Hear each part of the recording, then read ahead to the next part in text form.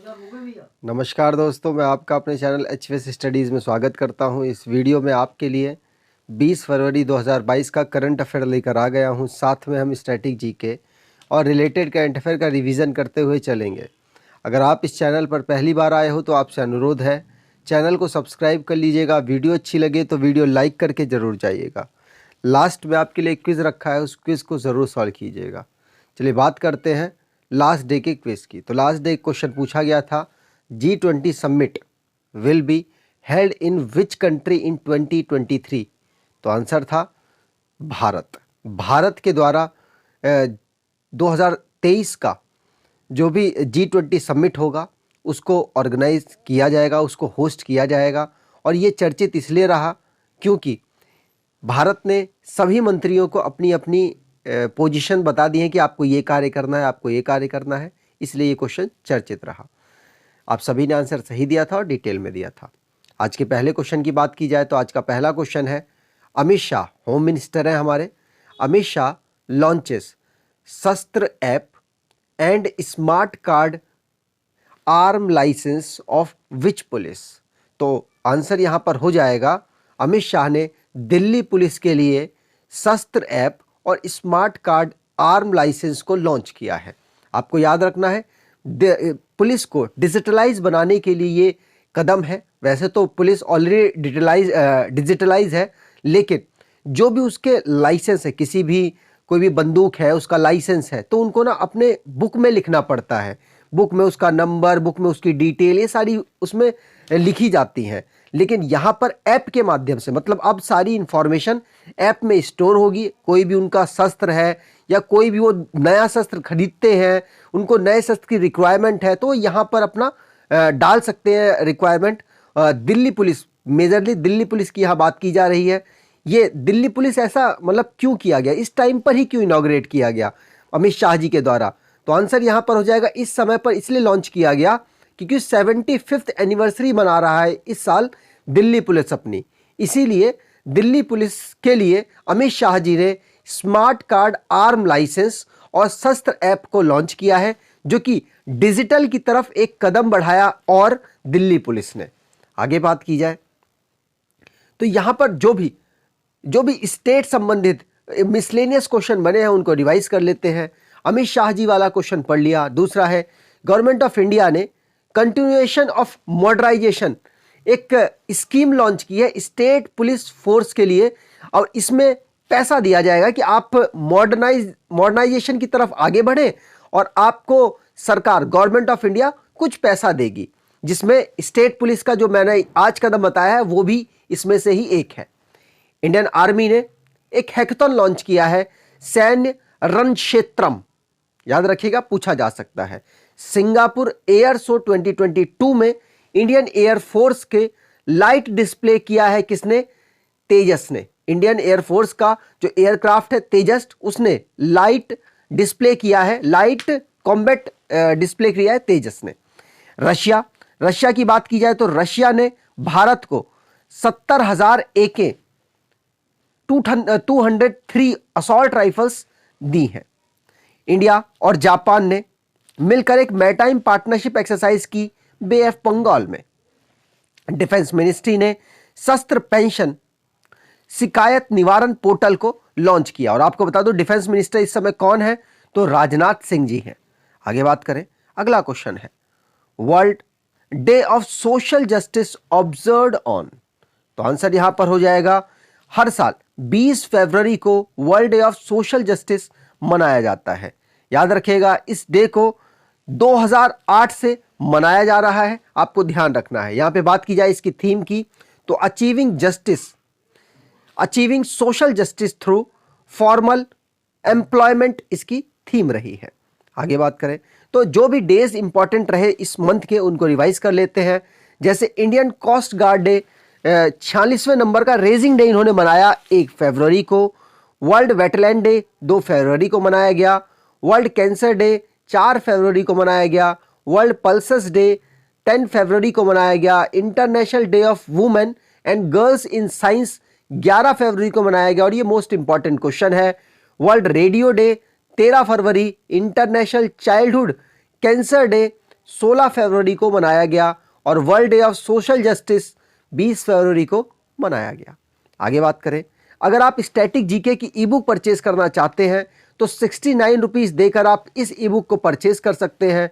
Almost यहाँ पर सभी टॉपिक के आपके कवर किए हैं आने वाले एग्जाम के लिए, जो आपको इंपॉर्टेंट रोल अदा करेंगे। डिस्क्रिप्शन बॉक्स में लिंक है, वहाँ से आप इसे परचेज कर सकते हैं। आगे बात करें, अगला क्वेश्चन है, recently water taxi service flagged of in which city?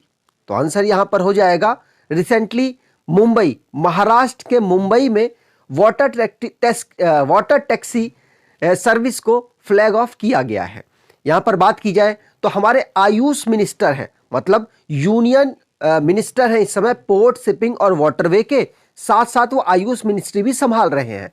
इनका नाम है सर्बानंद सोनोवाल, जो कि फॉर्मर असम के चीफ मिनिस्टर भी थे। तो इन्होंने ही महाराष्ट्र के मुंबई में most awaited water taxi for citizens के लिए फ्लैग ऑफ किया है।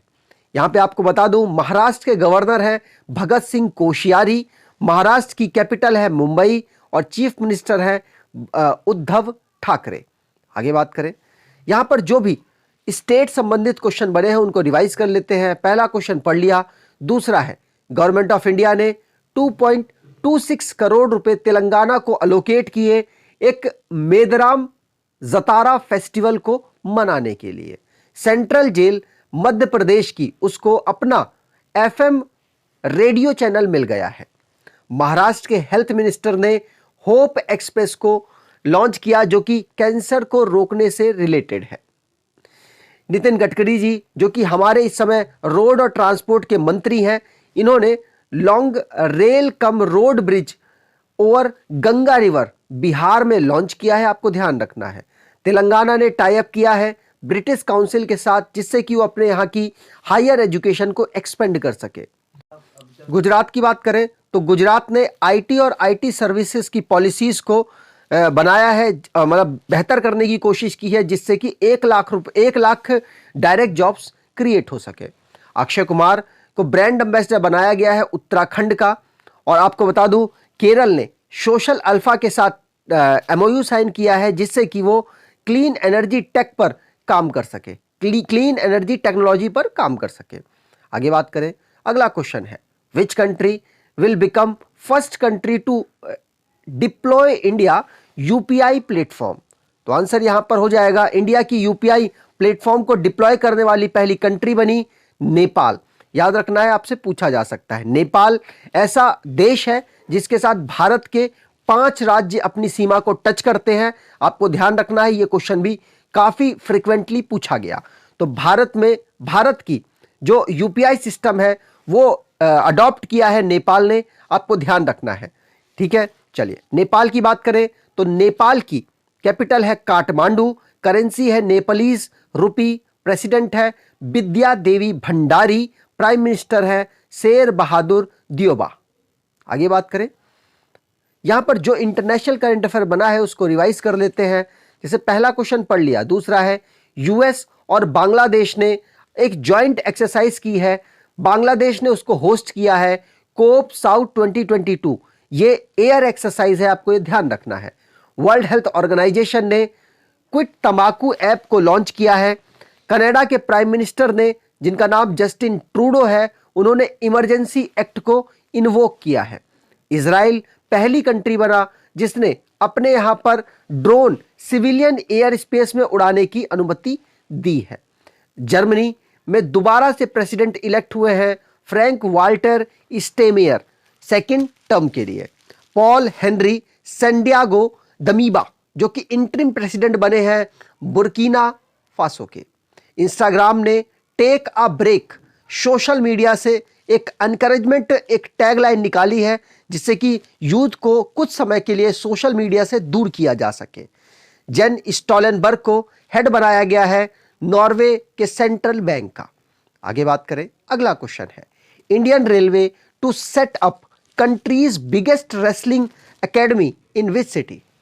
तो आंसर यहां पर हो जाएगा, इंडियन रेलवे ने रेसलिंग का सबसे बड़ा, भारत का सबसे बड़ा एक स्टेडियम, मतलब एक रेसलिंग एकेडमी बनाई है, वो किस सिटी में बनाई है? तो आंसर यहां पर हो जाएगा दिल्ली के किशनगंज में इसको बनाया गया है। ठीक है, याद रखना है। मिनिस्ट्री ऑफ रेलवे इस समय कौन संभाल रहे हैं? तो नाम आप शायद जानते होंगे, उनका नाम है अश्वनी वैष्णव। अश्वनी वैष्णव इस समय पर माइटी के भी मिनिस्टर हैं। आपको नाम याद रखना है अश्वनी वैष्णव जी का। माइटी मतलब कि ministry of electronics and information technology के भी मिनिस्टर इस समय पर अश्वनी वैष्णव है, और साथ साथ ये मिनिस्ट्री ऑफ रेलवे को भी संभाल रहे हैं। ये मिनिस्ट्री ऑफ रेलवे ने ही रेसलिंग एकेडमी को बनाया है, जो कि भारत की सबसे बड़ी है। यहां पर बात की जाए, किशनगंज दिल्ली में इसको बनाने का अप्रूवल मिला है। आगे बात करें तो यहां पर जो भी मिसलेनियस क्वेश्चन बने हैं नेशन के, उसको रिवाइज कर लेते हैं। जैसे पहला क्वेश्चन पढ़ लिया। दूसरा है, गवर्नमेंट ने न्यू इंडिया लिटरेसी प्रोग्राम को लॉन्च किया है, जिसमें एडल्ट एजुकेशन को कंपलसरी किया गया है 2022 से 2027 के पूरे 5 साल के पीरियड में। गवर्नमेंट ऑफ इंडिया ने 54 ऐप को बैन किया है जो कि चाइनीज से बिलोंग करती थी। इंडिया ने अनाउंस किया है कि वो रिप्लेस कर देगा डीजल को रिन्यूएबल एनर्जी में एग्रीकल्चर की फील्ड में 2024 तक। नाबार्ड ने जीवा प्रोग्राम को स्टार्ट किया, जो कि प्रमोट करेगा नेचुरल फार्मिंग को। इंडिया और श्रीलंका, मतलब इंडिया हेल्प करेगा श्रीलंका की नए वर्जन में आधार कार्ड को बनाने के लिए। इंडिया पहला बायोमास बेस्ड हाइड्रोजन प्लांट उन्होंने जबलपुर मध्य प्रदेश में इनॉग्रेट किया है, मतलब लगाया है। बात की जाए, आहत ऑपरेशन को आरपीएफ के द्वारा लॉन्च किया गया ह्यूमन ट्रैफिकिंग को रोकने के लिए रेलवे के माध्यम से। भारत ने दुनिया की पहली कोविड-19 डीएनए वैक्सीन को इनॉग्रेट किया, मतलब भारत में बनाई गई। ये आपसे क्वेश्चन पूछा जा सकता है। आगे बात करें, अगला क्वेश्चन है, which bank becomes first bank to enter the metaverse? तो आंसर यहां पर हो जाएगा, पहला बैंक है JP Morgan. JP Morgan metaverse में एंटर करने वाला पहला बैंक बना है। ये है क्या, मैं आपको बता दूं कि इसमें वर्चुअली पूरा एक सिस्टम बनाया जाएगा, जिसमें एक पर्सन खरीदारी करते हुए नजर आएगा, मतलब पूरा वर्चुअली सिस्टम होगा, वो खरीदेगा सामान, और बाकायदा जेपी मॉर्गन एक बैंक है, वो इसमें हेल्प करने वाला है। ठीक है, तो मेटावर्स एक वर्चुअल यूनिवर्स हो जाएगा, जिसमें यूजर अपने अवतार का यूज करके शॉपिंग कर रहा होगा, सोशलाइजिंग कर रहा होगा, और भी बहुत सारे काम, जो बहुत सारे वर्चुअली काम है उनको, जो रियल काम है उनको वर्चुअली वो कर रहा होगा। इसमें कौन सा बैंक एंटर हुआ है पहला? तो जेपी मॉर्गन बैंक है, आपको ध्यान रखना है। इसके सीईओ है जमिया दिमोन, और इसको फाउंड किया गया था 2000 सन में। आगे बात करें, फेथ रिलीजेस, फेथ एक ऑर्गेनाइजेशन है, आपको पहले बता दूं। Faith releases India's tourism vision document up to, answer यहां पर हो जाएगा 2035 तक। फेथ ने एक विजन डॉक्यूमेंट रिलीज किया है 2035 तक, जिसमें हमारे भारत देश का जो टूरिज्म है उसकी पॉजिटिव छवि बनाने के लिए दुनिया में वो काम करेगा। कौन? फेथ। फेथ का मतलब है federation of association in India tourism hospitality. याद रखना है, इसमें जो हमारा टूरिज्म सेक्टर है उसकी जो छवि है उसको बेहतर बनाने की कोशिश करेगा फेथ दुनिया की नजर में। यहां पर बात की जाए, आनंद जी इसके चेयरमैन है, किसके? फेथ ऑर्गेनाइजेशन के। आगे बात करें, मारू महोत्सव festival celebrated in which state?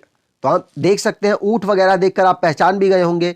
मारू महोत्सव फेस्टिवल को राजस्थान में सेलिब्रेट किया गया, आपको ध्यान रखना है। वह मारू जो महोत्सव है, इसको जैसलमेर डेजर्ट फेस्टिवल भी कहा जाता है, और आपको बता दूं जैसलमेर को गोल्डन सिटी भी कहा जाता है, आपसे पूछा जा सकता है। राजस्थान जैसलमेर में इसको सेलिब्रेट किया जाता है, पोखरन विलेज में। यहां पर बात की जाए, चीफ मिनिस्टर राजस्थान के हैं अशोक गहलोत, गवर्नर है कलराज मिश्र, कैपिटल है जयपुर। आगे बात करते हैं, अगला क्वेश्चन है, which bank bags 3 banking tech awards? Answer यहां पर हो जाएगा, कर्नाटका बैंक को 3 बैंकिंग टेक्नोलॉजी के अवार्ड मिले हैं। यहां पर बात की जाए तो कर्नाटका बैंक को 3 अवार्ड मिले हैं, किसमें? टेक्नोलॉजी की फील्ड में जो किसके द्वारा प्रोवाइड कराए गए, तो इंडियन बैंक एसोसिएशन के द्वारा ये अवार्ड्स प्रोवाइड कराए गए। कर्नाटका बैंक को 3 अवार्ड कौन कौन से मिले हैं, तो best technology bank of the year, best fintech adoption और बेस्ट यूजेस ऑफ एआई और डेटा एनालिटिक्स, ये अवार्ड इनको 3 फील्ड में मिले हैं कर्नाटका बैंक को। कर्नाटका बैंक को फाउंड किया गया था 1924 में। इसका हेडक्वार्टर मंगलुरु कर्नाटका में है और इसके एमडी और सीईओ महाबलेश्वरा एमएस है। आगे बात करें आज के क्विज की, तो आज का क्विज है which men's team win senior national volleyball championship. तो आपको कमेंट में डिटेल में आंसर देना है। अगर आपको ये वीडियो अच्छी लगी है तो आपसे अनुरोध है वीडियो को लाइक कर दीजिएगा, चैनल को सब्सक्राइब कर लीजिएगा और एटलीस्ट अपने कुछ दोस्तों तक वीडियो को शेयर जरूर कीजिएगा। धन्यवाद।